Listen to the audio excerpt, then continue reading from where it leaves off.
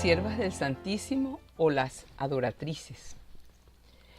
Las siervas del Santísimo surgen como una congregación religiosa de finales del siglo XIX y tienen como actores principales al padre Juan Bautista Castro, que era el capellán de la iglesia de Santa Capilla, y a 7 señoritas de Caracas. Una de ellas se llamaba María del Carmen Rodríguez Díaz y había nacido en Chacao el 21 de marzo de 1859. Su familia era una familia que tenía buenos recursos económicos, ella tuvo una buena formación, eran muy católicos y además de todo le inculcaron a María del Carmen ese amor a la Santísima Virgen, el amor a Dios, el amor a la Eucaristía. Esto fue creciendo en María del Carmen y cuando la familia Rodríguez se muda toda hacia el centro de Caracas, se mudan cercano a la iglesia de Santa Capilla y allí traban gran amistad con el padre Juan Bautista Castro. En este amor y en esta devoción que María del Carmen sentía por Dios, ella sintió el impulso de tomar opción para entrar en la congregación de las Hermanitas de los Pobres. Pero su papá y su mamá se pusieron furiosos y se opusieron y dijeron, no, tú no te puedes ir de monja, ¿cómo te vas a ir tú de monja? Salieron corriendo a hablar con el padre Castro y le dijeron, padre Castro, mira lo que está pasando.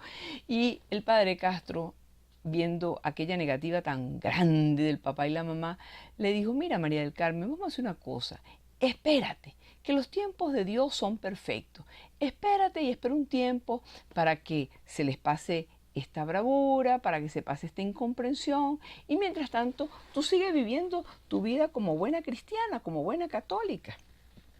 Bueno, María del Carmen siguió el consejo del padre Juan Bautista Castro y continuaba yendo a la iglesia de Santa Capilla, donde ahí fue conociendo también a otras muchachas que asistían a adorar al Santísimo. Un buen día, el padre Juan Bautista Castro, viendo que María del Carmen no dejaba de asistir a la misa, no dejaba de asistir a quedarse ratos en adoración al Santísimo, le propuso y le dijo, mira, yo quisiera nombrarte celadora de la adoración perpetua de la Santa Capilla. Bueno, ella le dijo, ay, padre Castro, yo creo que yo no soy digna de nada de esas cosas, pero si usted cree que yo puedo, pues, mire, con mucho gusto.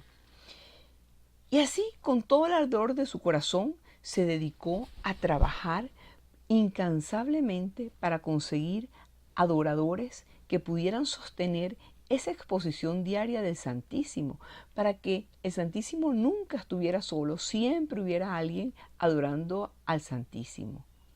Y el padre Castro se admiraba de cómo ella podía hacerlo. Era raro el día que nos llevaba a una persona nueva, a alguien diferente.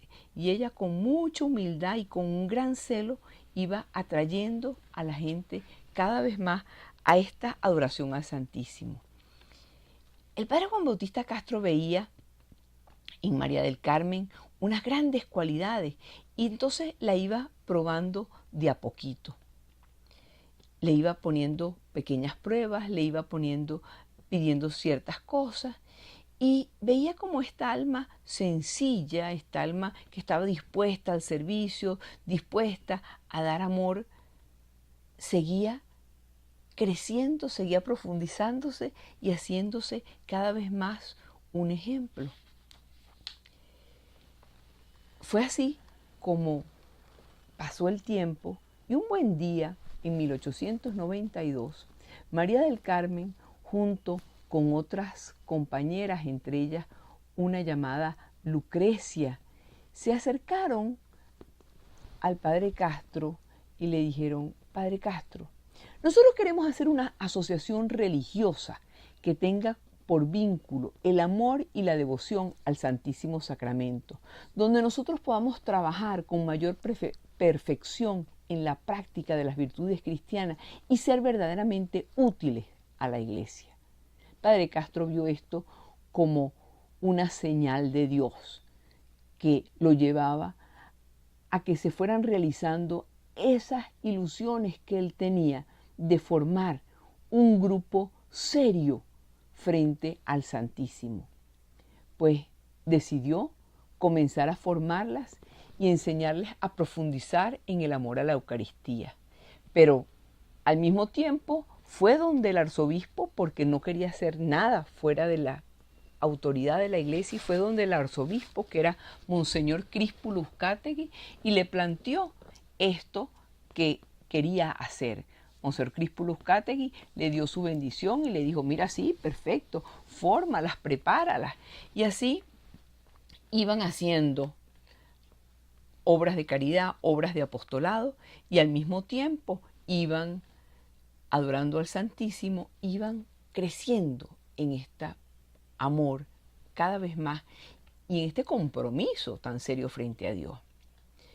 Pasaron 4 años y el padre Castro decidió que ya tenían un fruto maduro, ya ellas estaban preparadas para asumir unos primeros votos religiosos, unos votos temporales, pero al fin votos religiosos. Y así escoge el 7 de septiembre de 1896 para fundar la Congregación de las Siervas del Santísimo Sacramento. ¿Por qué? Porque ese día la iglesia celebra la fiesta de San Tarcisio. Y San Tarcisio fue ese niño que en los primeros tiempos del cristianismo, con su celo por llevar la hostia consagrada a los que estaban prisioneros, dejó que lo mataran a pedrada limpia para no aflojar las hostias consagradas, para mantener y cuidar y salvaguardar a nuestro Señor Jesucristo. San Tarcisio se conoce como el primer mártir de la Eucaristía. Monseñor Juan Bautista Castro había pensado qué bello, qué grande es que justamente ese día surja la congregación de las siervas del Santísimo Sacramento. Pues ese día, 7 de septiembre, las primeras 7 señoritas asistieron a la iglesia de Santa Capilla a una ceremonia llena de gente, de flores. Había un cortejo de niños y niñas simbolizando la pureza y la inocencia. Y allí ellas hicieron sus primeros votos. Ahí recibieron la bendición solemne del arzobispo de Caracas, Monseñor Crispulo Uzcategui, y una medalla de metal del Santísimo Sacramento. Y la medalla era de metal para simbolizar humildad, sencillez, pobreza. Pero ahí no se podían quedar. Ahora, ¿qué iban a pasar? ¿Qué iba a ser de ellas? Pues Monseñor Castro ya lo tenía bien pensado y había hablado con la Madre Superiora, la Madre San Simón, de las Hermanas de San José de Tarbes, y les había pedido permiso para que estas 7 jóvenes pudieran vivir provisionalmente con ellas durante más o menos un año, aprendiendo y ejercitándose dentro de la vida religiosa para luego proceder a fundar su casa. No se trataba que hicieran un noviciado, ni que mucho menos fundaran un convento. No, no, no. Lo único que él quería era que experimentaran lo que se trataba la vida religiosa. Después de su bendición y de sus primeros votos, estas jovencitas pasaron a el San José de Tarbes. Pero amigos, el enemigo no descansa. Inmediatamente empezaron una cantidad de ataques, incluso de familiares de algunas de estas jóvenes que quisieron denunciar como un crimen el que ellas se dedicaran a ser religiosas consagradas, y hasta le pidieron al ministro del Interior de ese momento que votara del país al padre Castro, o que por lo menos lo enviara a las misiones por allá lejos en Guayana. Y se lo pidieron al ministro del Interior del momento porque el presidente, que era el general Joaquín Crespo, en ese momento se encontraba de vacaciones en Macuto. Solamente la intervención del arzobispo Monseñor Uzcategui pudo solucionar todos estos problemas causados por el ministro del Interior.